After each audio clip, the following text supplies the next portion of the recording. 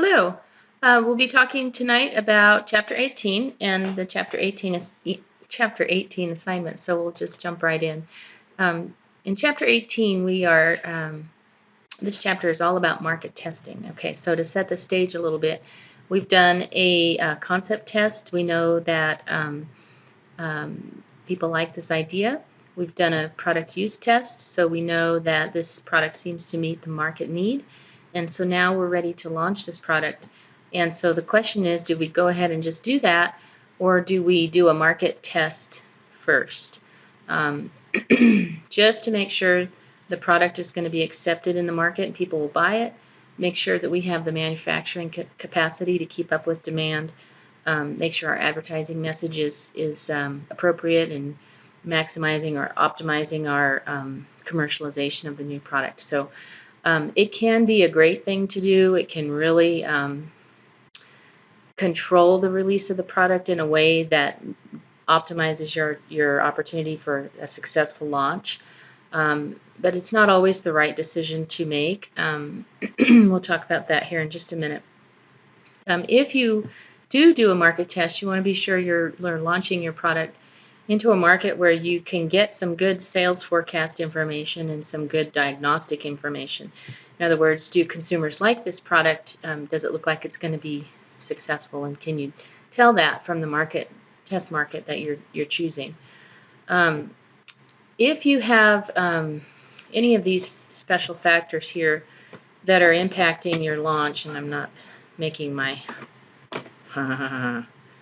sorry, I'm not making my cursor do what it wants to do, or what I want it to do.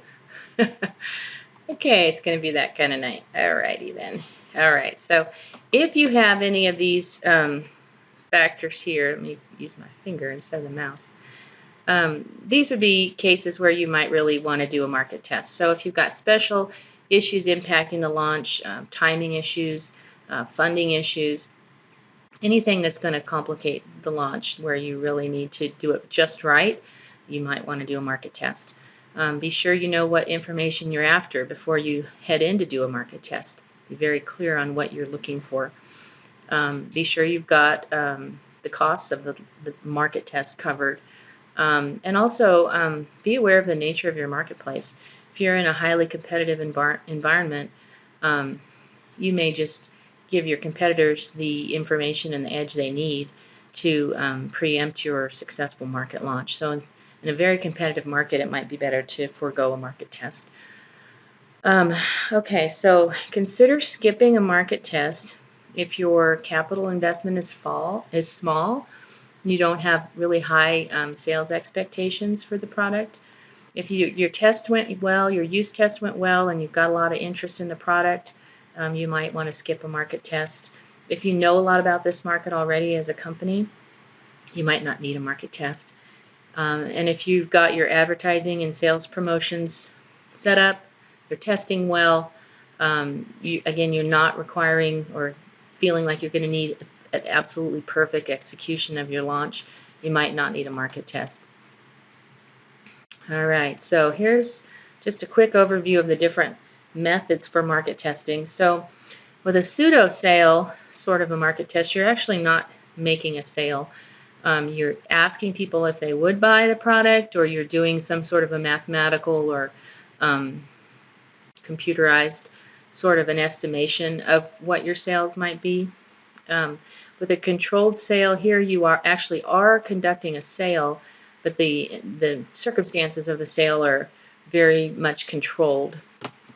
So I'll let you look into the chapter to get a little more information about these different methods here. And then with the full sale, here you are doing an actual sale to an actual market, but the book talks about test marketing versus a rollout, and so those are different. With a test market, you're looking to find a market, a small market, that is representative of the total market. And so if you think you have a certain set of demographics that your product is going to be appealing to, you might find a city or an area in a city that represents that population, for example. This is different from a rollout where you are not necessarily looking for a representative market, but just one where you think you've got all of the pieces that you need to get this ball rolling with this new product. So it might be that there's particular staffing in a certain spot, or a particular market group that you think will really spur the acceptance of the product, that kind of thing. So there's advantages and disadvantages of both. With the full sale sort of a test, if you have a high amount of investment that you're going to need to put into manufacturing this product, well, let me back up. A lot of the reasons you might do a market test is just so that you're not spending all of the money to market this product in a full-blown fashion. If it's going to bomb, you want to know that so you're not spending more money than you need to on a product that's ultimately going to fail. So if you are having to put in a production facility to make this product in order to do a market test anyway, if that's the bulk of your investment to even be able to do the market test, maybe it doesn't give you any advantage to do a full sale market test or a rollout versus a test marketing, one or the other. So know the advantages and disadvantages of both of those, test marketing versus rollout. And anyway, that's really it for Chapter 18. Let's talk just quickly about the assignment for this week. This is a case where for Pepsi-Cola or PepsiCo, and there's two products we're considering here. One is called Pepsi-Cona and one is called Pepsi One.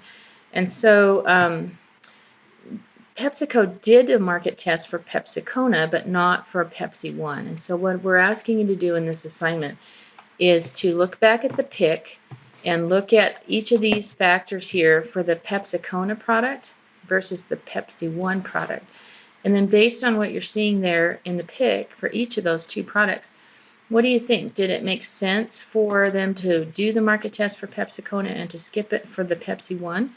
And look back to this section, the factors for deciding whether to do a market test, and see if you can identify factors there that apply to each of these two different cases. Okay? And then, of course, have a little conversation with your peers about your thoughts there and what you would do and what you think was appropriate. Okay, that's it for this week. So hope you all are ending the term strong. We're almost there, so hang in there. Let me know if there's anything I can do, if questions, anything like that, and I'll support where I can. Okay, thanks.